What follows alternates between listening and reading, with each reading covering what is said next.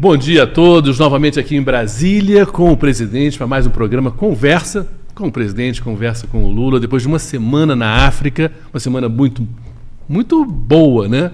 Uma reunião do BRICS na África do Sul, depois Angola, São Tomé e Príncipe, mas voltamos para o Brasil. E eu queria te perguntar, presidente, África é um continente que tem muito problema de desigualdade, que é um problema que nós temos, muito problema de fome, que é um problema que nós temos.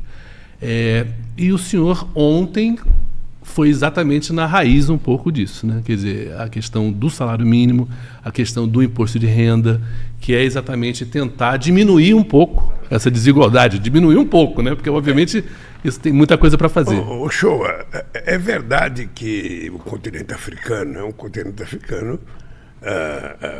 de muita pobreza, mas é verdade também que o potencial de crescimento do continente africano, seja do ponto de vista agrícola, seja do ponto de vista de investimento em indústria, é muito grande, porque lá tem tudo por fazer.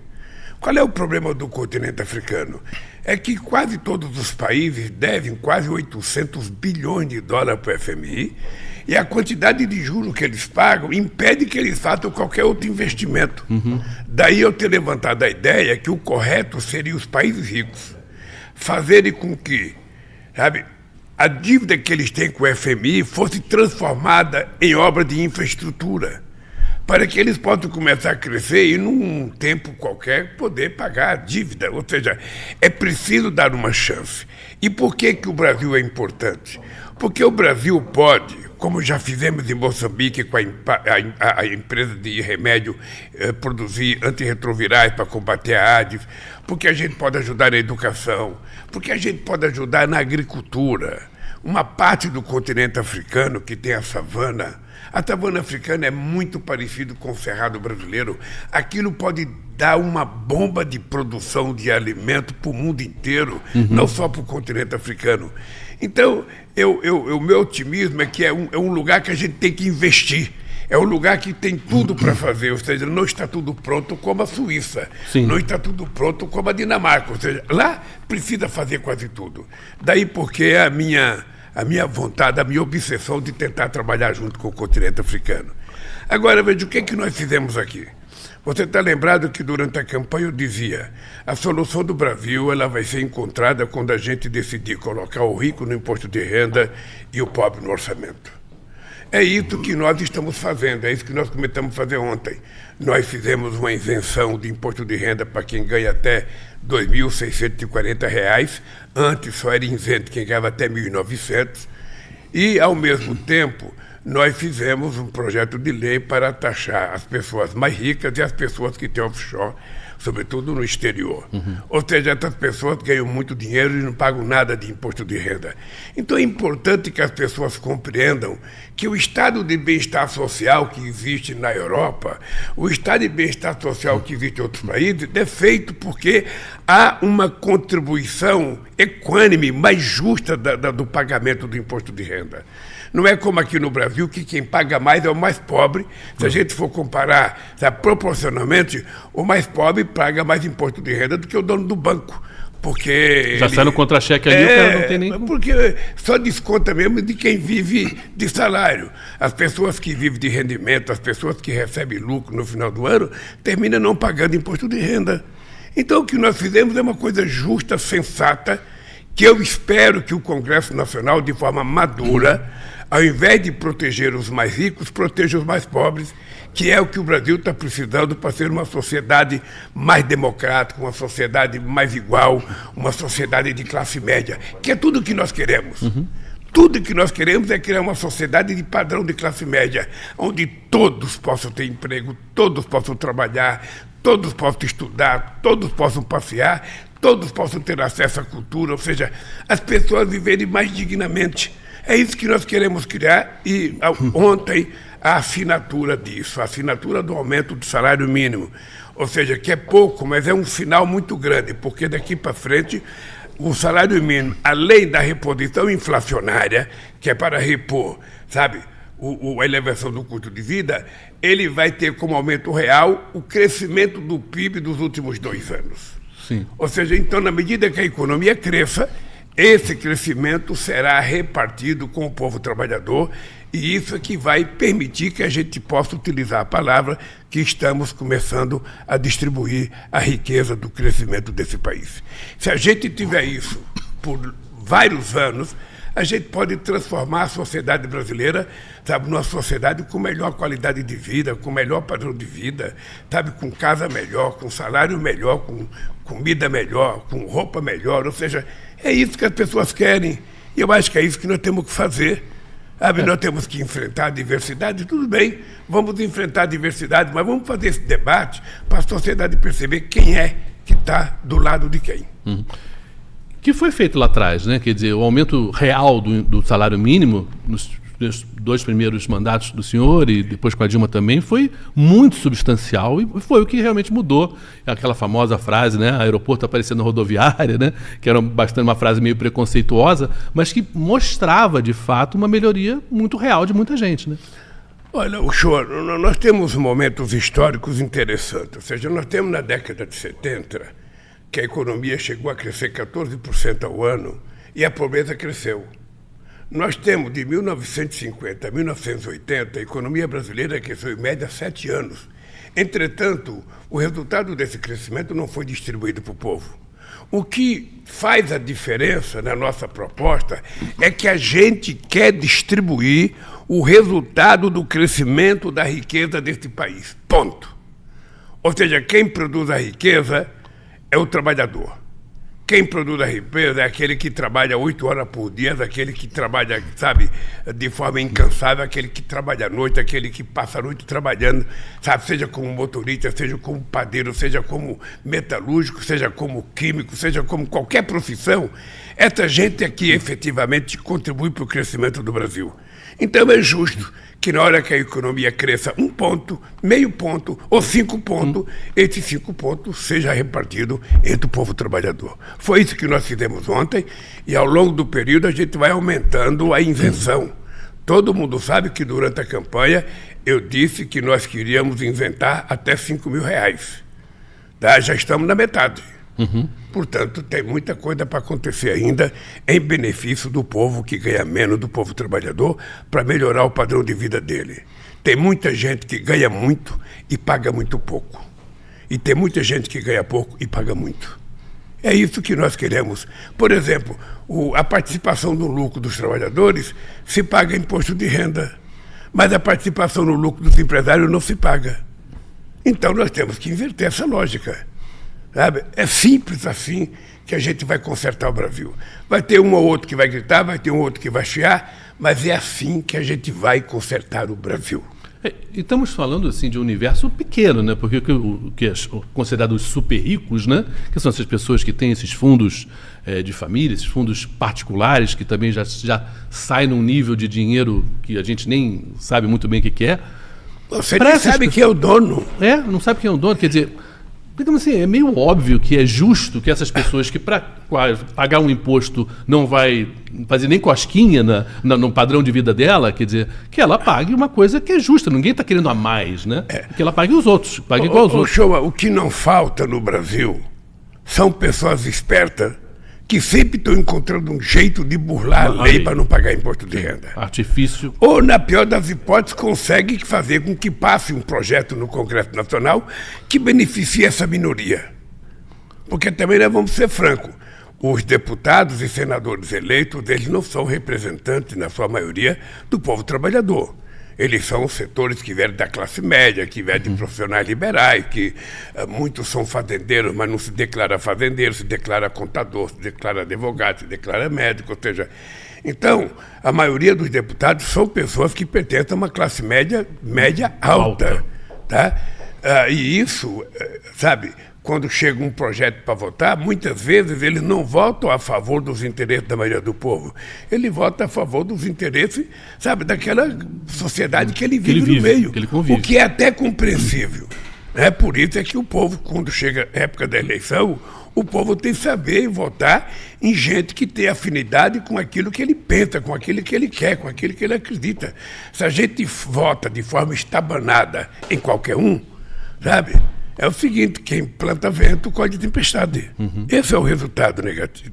Mas tem um lado também que a gente pode pensar que, em termos de mercado consumidor, é importante essa melhoria do pobre entrar como um consumidor que vai exatamente melhorar o negócio desse rico, que tem a empresa, que não sei o quê. Quer dizer, tem lógica também isso. O que eu não consigo acreditar é como é que as pessoas que estudam, que faz curso, que faz graduação, pós-graduação, mestrado, doutorado, mais repete, mais um doutorado, mais um mestrado, e essa gente não compreende uma coisa muito simples, que pouco dinheiro na mão de muitos significa distribuição de renda. E muito dinheiro concentrado na mão de poucos significa concentração de riqueza, significa favela, significa desemprego, significa desnutrição, significa analfabetismo. Violência, é isso, insegurança. Significa violência. É isso que as pessoas precisam pensar. Na hora que todo mundo tiver o mínimo necessário para sobreviver, o cara tiver sua casinha, o cara tiver seu emprego, o cara tiver seu carrinho, o cara poder jantar uma vez por mês com a sua família num restaurante, o cara poder ir num teatro, o cara poder ir no cinema, o cara poder assistir um show. Na hora que a gente tiver isso, todo mundo tiver, você vai perceber que vai diminuir a violência, vai diminuir a ignorância, vai diminuir, sabe, essa cena triste que a gente vê na rua de pessoas dormindo na calçada, de pessoas abandonadas. É isso que eu gostaria que as pessoas pensassem. É por isso o show aqui. Eu fui conversar com o Papa Francisco. Eu estou com muita disposição de começar uma campanha contra a desigualdade. Ou seja, é preciso que a gente tenha a capacidade de indignar a sociedade contra as desigualdades. Porque não é uma desigualdade. Não é desigualdade racial. É desigualdade de gênero, é desigualdade de salário, é desigualdade de estudo, é desigualdade na saúde, é desigualdade em quase tudo que você pegar. Você tem uma minoria que tem tudo e uma maioria que não tem nada, sempre assim. Eu fico pensando, pô, será que é justo uma pessoa nascer pobre, sabe, morrer pobre, o filho nasceu pobre, morreu pobre, o neto nasceu pobre, morre pobre? Será que é possível? Será que essa gente não tem que ter uma oportunidade? E quem tem que ter uma oportunidade é o Estado. Nós é que temos que criar as condições. Por isso, uma coisa importante que nós fizemos, eu fui ao Rio de Janeiro anunciar uma faculdade de matemática. Veja que coisa importante. Nós temos as Olimpíadas da Matemática e tem a molecada que ganha a medalha de ouro. Essa molecada da medalha de ouro vai estudar nessa faculdade de matemática em tempo integral, vai ter pousada, já foi comprado inclusive apartamento para essa gente ficar, que a gente quer colocar os nossos gênios. Nós vamos começar com 100 estudantes, depois vai para 200 estudantes, depois vai para 300, até chegar a 400 estudantes. Essa é uma coisa extraordinária. A outra coisa é que nós vamos levar a experiência do ITA, aqui de São Paulo, para o Ceará. Por quê? Porque 40% quem passa pro dos ITA. alunos que passam para o ITA vem do Ceará. Não é que são cearenses, pode ser outra pessoa estudando no Ceará. Sim, uma então, educação o no jeito Ceará. da gente premiar o estado do Ceará é levar uma extensão do ITA para lá, para que a gente tenha condições de formar gênios. Eu conversei com o presidente Modi, o primeiro-ministro da Índia. Fui dar os parabéns para ele pelo lançamento do foguete. Chegou na Lua lá. Eles começaram a lançar foguete na época do Brasil, construir a base espacial dele. Tá? O Brasil, como não teve os investimentos necessários, está no que está. E eles não foram para frente. O que ele me disse foi uma coisa excepcional.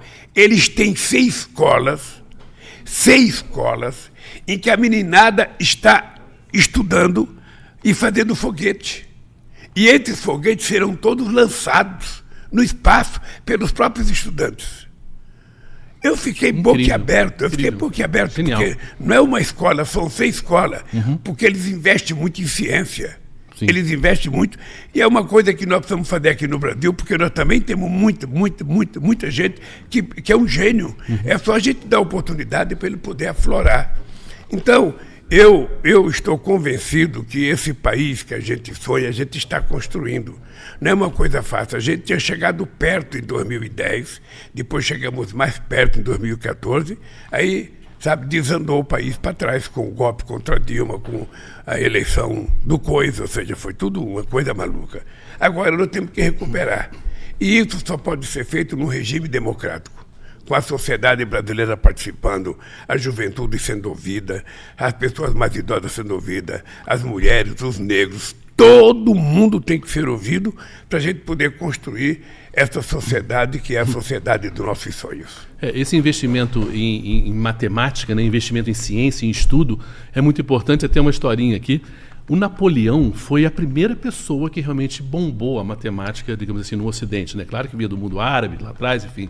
Mas isso é porque ele era um nobre pobre, e na França, lá atrás, se você fosse rico, era cavalaria. Obviamente, você está andando a cavalo. Ou não, era infantaria. O mais pobrezinho ia para a artilharia.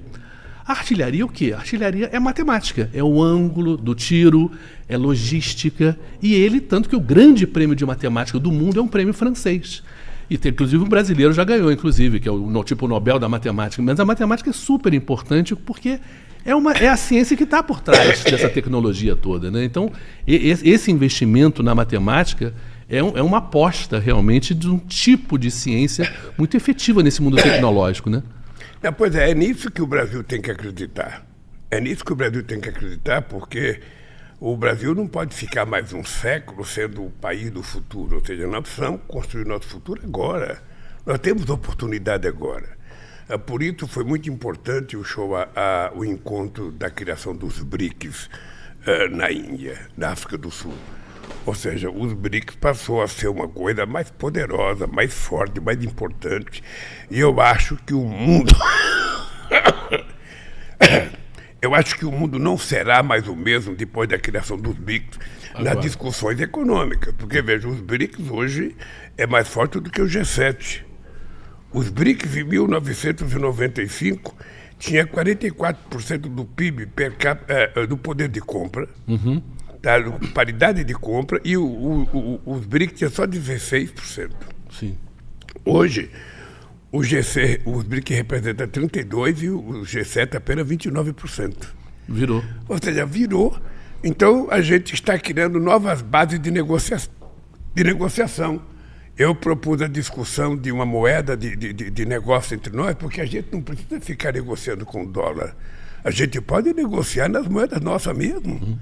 Não tem nenhum problema, nós temos que fazer e aprovamos que os ministros da Fazenda vão discutir durante esse ano inteiro para ver se, quando chegar no próximo encontro, a gente consegue fazer tipo uma moeda referência, que seja aprovada uma moeda referência para exportação. Os europeus criaram o euro, tá? Nós precisamos criar alguma coisa. Isso é contra o dólar. Não é contra o dólar, é a favor do Brasil. É a favor do comércio brasileiro. É a favor do real. É uma alternativa, uma outra alternativa. É isso que nós queremos. Da mesma forma que eu acho que a gente brigou muito para colocar um artigo no Conselho de Segurança da ONU, porque a gente quer renovar o Conselho de Segurança da ONU, os membros permanentes, que são 5, sabe? E nós queremos que entre outros países, para poder dar mais, sabe, representatividade da ONU. A ONU de 45 não representa mais o que é o mundo de hoje. Então o Brasil quer entrar, a África tem países para entrar, a América Latina tem outros países, a Ásia tem, a Alemanha quer entrar, a Índia. Então essa discussão também foi muito importante e conseguiu passar a tese do Brasil de que a gente vai discutir muito. É até uma das coisas que eu pretendo falar com o Biden agora, quando eu for a Nova York, é sobre a questão do Conselho de Segurança. Eu estou falando isso desde 2003 e vou voltar a falar porque a gente está percebendo que a ONU perdeu representatividade. E nessa questão climática, se você não tiver, sabe, uma governança forte, não resolve. A guerra, a invasão da Ucrânia pela Rússia é falta de direção na ONU. Porque só os países que estão no Conselho de Segurança fazem guerra. A Rússia, os Estados Unidos, a França, a Inglaterra contra a Líbia. Ou seja, então é preciso ter países para que a gente possa controlar. Fortalecer. Não era preciso ter guerra, você pode fazer uma negociação antes de começar a guerra.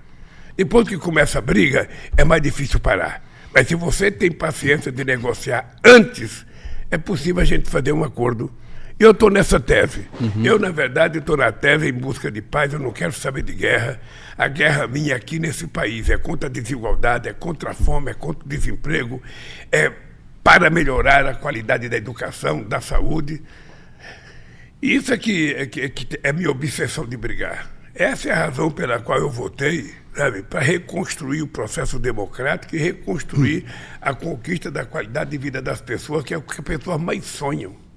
Tudo que uma mãe quer, Uchoa, tudo que uma mãe deseja é que o seu filho tenha tranquilidade, que ele tenha uma boa escola, que ele possa estudar, sabe, que ele tenha que comer 3 vezes ao dia. Ninguém quer morar num país em que uma criança de 5 anos é morta por uma bala perdida. Que um jovem de 14 anos é assassinado por um policial numa rua, sabe? Pessoas que nunca cometeram um crime. Então está todo mundo violento. Está todo mundo, uma parte da sociedade está violenta. Esses dias eu vi na televisão uma briga de uma mulher batendo numa babá. Que coisa bárbara aquilo, e ainda o marido dela incentivando ela a bater. Como é que pode? Que mundo que você vai construir? Então nós vamos continuar na nossa toada, sabe, de tentar primeiro falar muito em paz, muito em democracia, muito em amor, sabe, muito em alegria, e falar, sabe, na expectativa da nossa juventude. Essa meninada sonha, e essa meninada quer ter chance. E o papel do Estado não é interferir negativamente, é interferir positivamente, criando condições dessa meninada poder estudar adequadamente. Sabe, por isso é que nós vamos votar. Eu, a semana que vem, devi a São Paulo anunciar a faculdade na Zona Leste, que foi prometida, sabe, ainda quando o Haddad era prefeito, ele deu o terreno, e essa faculdade não foi. Então eu vou lá anunciar, nós vamos começar a fazer essa faculdade. Vamos fazer mais institutos federais, porque quanto mais educação a gente fizer, mais chance a gente tem de ser um país desenvolvido, um país que vai melhorar a vida do povo. A presença do senhor em vários estados também é muito importante, não simplesmente para realçar essas obras ou essas iniciativas, mas também porque as pessoas querem te ver, né? Quer dizer, agora, essa semana, o senhor vai para, primeiro, Piauí, né? Essa semana Depois... é o seguinte, como eu vou viajar dia 7 para a Índia, no dia 7 eu participo do evento do 7 de setembro, acho que eu vou almoçar no avião, inclusive. Eu vou para a Índia, a reunião do G20. Mas antes de viajar, eu quero ir essa semana, eu vou ao Ceará, Rio Grande do Norte e Piauí. E eu quero ver se na outra semana eu consigo ir a Minas Gerais e a São Paulo, sabe? Para discutir os investimentos do Estado de São Paulo. Vamos tentar fazer um ato, vamos tentar com a participação do governo do Estado.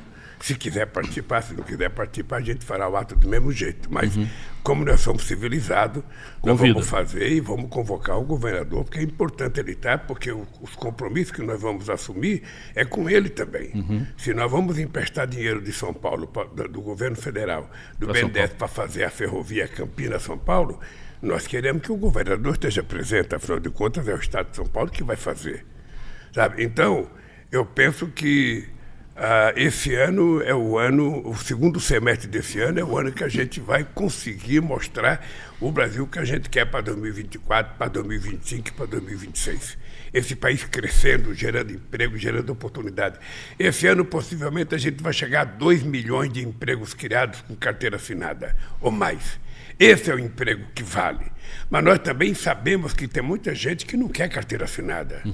Está cheio de gente que está querendo, sabe, ser empreendedor individual, ser empreendedor coletivo, ou seja, então nós vamos criar, eu estou propondo a criação do Ministério da Pequena e Média Empresa, das cooperativas e dos empreendedores individuais, para que tenha um ministério específico para cuidar dessa gente que precisa de crédito e de oportunidade.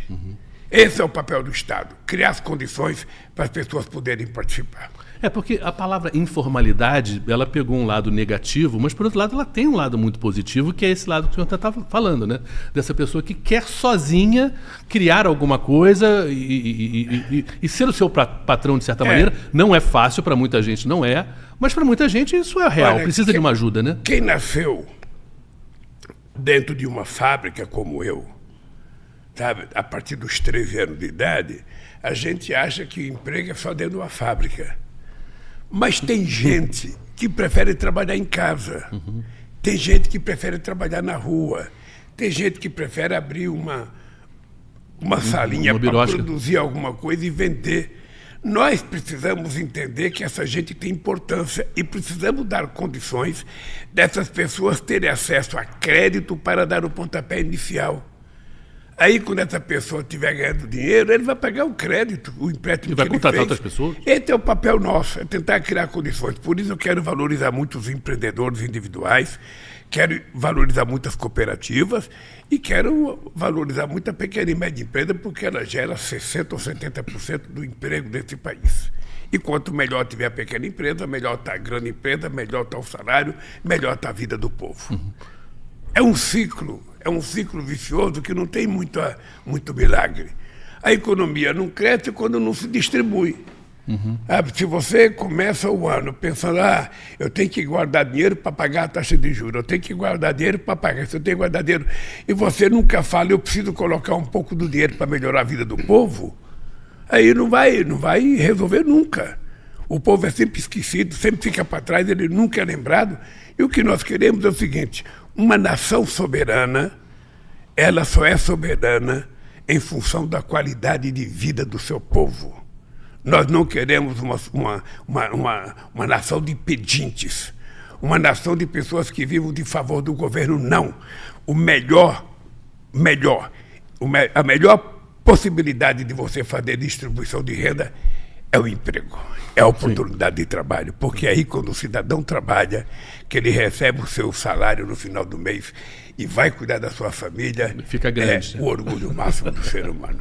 É isso que eu sentia quando eu estava na fábrica, é isso que muita gente sente até hoje, e também eu sei, porque eu fiquei 1 ano e meio desempregado. Ou seja, o desemprego é uma tortura. Você levantar de manhã, você não tem o que fazer, você não tem para onde ir, você sai andando procurando emprego, não tem, você compra jornal, não tem, você entra na internet, não tem, você vai ficando desesperado, os vizinhos começam a se afastar de você, às vezes a companheira a mulher começa a brigar com você, às vezes os filhos começam a brigar, então é um desespero. É um desespero. Eu lembro que uma vez eu saí para procurar emprego, eu andei das 6 da manhã, quase 2 horas da tarde. Quando eu cheguei em casa, meu irmão me chamou de vagabundo. Eu vinha descalço com o sapato na mão, porque meu pé inchou e eu não podia andar, então eu vim descalço, sabe, lá em São Paulo, pela Via Anchieta. Mas quando meu irmão falou assim, vagabundo, eu meti o sapato na cara dele. Tá? Falei, que desaforo, né? Não, porque é difícil, sim, cara. Você chega em casa, tá a família esperando que você tenha notícia do emprego e você não tem, porque não depende de você. Tem trabalhador que tem vergonha de sair na rua.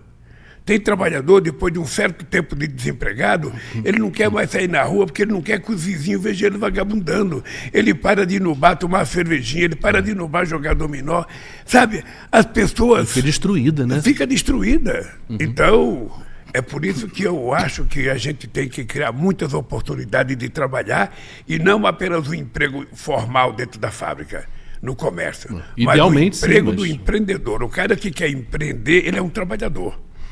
Ele é um trabalhador e ele tem que ser levado em conta porque ele vai cuidar da sua família, ele quer progredir e isso é muito bom para o país. Criação de emprego é realmente o que vai dar uma qualidade de vida e uma felicidade mesmo para as pessoas. Parte dessas viagens tem a ver com o PAC, né? Mostrar não simplesmente as coisas que você anunciou lá atrás, mas mostrar que está sendo feito. E a gente tem uma pergunta de uma pessoa aqui que a gente, naquele quadro da gente, o povo quer saber. A gente vai mostrar para o senhor agora, na tela, uma perguntinha. Presidente, eu sou Edson, né? Aqui do Metalúrgico de Niterói, ansioso pela retomada da indústria naval. E gostaria de perguntar ao senhor, o PAC tem previsão para ajudar na retomada da indústria naval? Olha, a indústria naval, ela está dentro do nosso programa de desenvolvimento. No PAC, só para você ter ideia, só a Petrobras vai ter um investimento aproximadamente de 340 bilhões, sabe, em pesquisa e investimento, e dentro desse dinheiro está a recuperação da indústria naval brasileira. Sabe, a indústria naval brasileira, no nosso governo, chegou a quase 82 mil trabalhadores, ela praticamente caiu mais da metade, ela hoje acho que tem menos de 20 mil trabalhadores, e nós precisamos construir, se for necessário, construir parceria com outro país para que a gente possa construir não apenas grandes navios, mas navios para fazer o transporte aqui. Veja, nós temos 8 mil quilômetros de costa marítima. Não é necessário que um carro saia de São Paulo, de caminhão, para sair de navio, sabe? Ele pode sair, Carregar por isso muito é que mais. nós precisamos voltar a ter uma indústria naval forte, uma indústria naval competitiva. Grande parte do comércio é feito, sabe, via Oceano Atlântico, então nós precisamos trabalhar isso. Eu posso te garantir que a indústria naval está no nosso programa de recuperação da economia brasileira e recuperação do Brasil. E nós queremos ver, inclusive, o Rio de Janeiro, Pernambuco, que tem estaleiro, Bahia, Rio Grande do Sul, sabe, dar um salto de qualidade, porque nós vamos ter uma indústria naval forte. E até queremos construir parceria com outros países. Nós precisamos pegar países, nossos amigos que têm fronteira com o Brasil, para que a gente possa discutir parceria com eles para fazer uma indústria de navegação muito mais forte, uma indústria de cabotagem que possa resolver parte daquilo que é a nossa deficiência de infraestrutura. Presidente, eu me lembro lá em Angola que teve um jornalista angolano que fez uma pergunta interessante para o senhor, falando sobre como o Brasil poderia ajudar a trazer o Brasil sem fome para Angola, já que lá é um problema muito sério. E aí é curioso, até para as pessoas saberem, o pessoal pobre em Angola chama o Lula de aquele pai grande. Ele é uma figura que eles sentem o presidente Lula como alguém que defende realmente os mais pobres também na África. Essa coisa do Brasil sem fome, e obviamente a gente infelizmente está vivendo ainda, né, chegando a 33 milhões de pessoas com fome, é uma coisa importante agora, né, tratar disso, né? Ô Shoa, você quer ver o grau de pobreza e o grau de necessidade? É quando você chega num lugar e a pessoa fala para você: presidente, eu gostaria de ser pobre. Chegar a ser pobre, né? Sabe o que acontece? É porque tem lugar que as pessoas nem pobre conseguem ser. Porque as pessoas não têm emprego, as pessoas não ganham nada, as pessoas não têm onde morar, as pessoas vivem na rua, as pessoas vivem... Sabe? Então, é importante a gente saber. A gente aprende desde criança, né? Sempre que a gente olhar para trás, a gente vai ver gente pior do que a gente. E quando a gente olha para frente, a gente vê gente melhor do que a gente. Então eu acho que a gente tem que olhar para trás para estender a mão para aquele que está pior do que a gente, trazer ele para próximo da gente, para a gente alcançar aquele que está na frente. A gente não quer voltar para trás. A gente não quer criar uma sociedade de pobres. Ninguém faz opção pela pobreza. Ninguém nasce e fala: eu quero ser pobre. Não. Todo mundo quer ter alguma coisa na vida. Todo mundo quer viver bem, todo mundo quer ter, sabe, tranquilidade na vida, todo mundo quer estudar o seu filho, todo mundo quer formar o seu filho, todo mundo sonha um bom emprego para o seu filho, para o seu marido, para a sua mulher. Então é esse mundo que a gente tem que criar. É isso que eu me bato todo santo dia, ou seja, eu não fiz opção para ser pobre. Eu fiz uma opção de fazer com que o povo pobre suba um degrau na escala social, ou 2, vire classe média. Sabe, que ele possa ter as coisas que todo ser humano tem direito de ter, sobretudo aquilo que a gente produz. Então, esse mundo, o Shoa, parece difícil.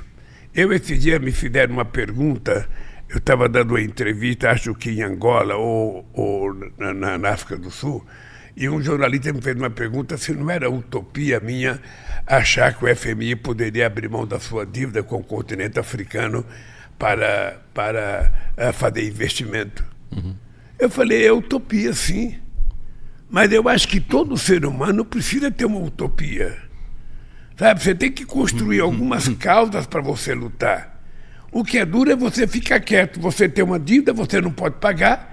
Você levanta todo dia, olha para o céu, reconhece a dívida e o povo continua pobre, sabe? Não é normal. Então é preciso que a gente dê uma virada no mundo, uma discussão com o mundo. Todo dia eu ouço dizer, todo dia, tem trilhões de dólares sobrevoando de um mundo para outro mundo, atravessando os Atlânticos. Vamos fazer esses milhões de dólares aportar em algum lugar. Vamos dar legalidade a eles e vamos fazer com que eles gerem emprego, gerem desenvolvimento. Desde a última reunião do G20 que eu participei, que eu falei, vamos pegar o excesso de riqueza que tem alguns países, fazer investimento nos países mais pobres, porque esses países mais pobres virarão consumidores dos produtos que os países mais ricos produzem. É tão normal, é tão natural compreender isso, mas não fazem. Ou seja, manter a pobreza no nível que ela está não interessa a ninguém. Manter a desigualdade do jeito que está interessa a quem?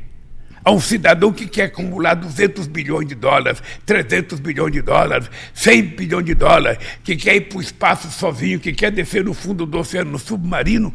Que estupidez humana é essa? Ou seja, nós estamos perdendo o sentimento, estamos perdendo consciência, estamos perdendo, sabe, aquilo que é natural do ser humano, de ser solidário, de ser fraterno. E fica a obsessão, quem tem mais quer cada vez mais, quem tem mais quer cada vez mais, quem tem mais tem cada vez mais. Ou seja, é preciso pôr um limite. Por isso que o imposto de renda é importante, porque o imposto de renda coloca um pouco de limite e traz um pouco desse dinheiro para ser distribuído.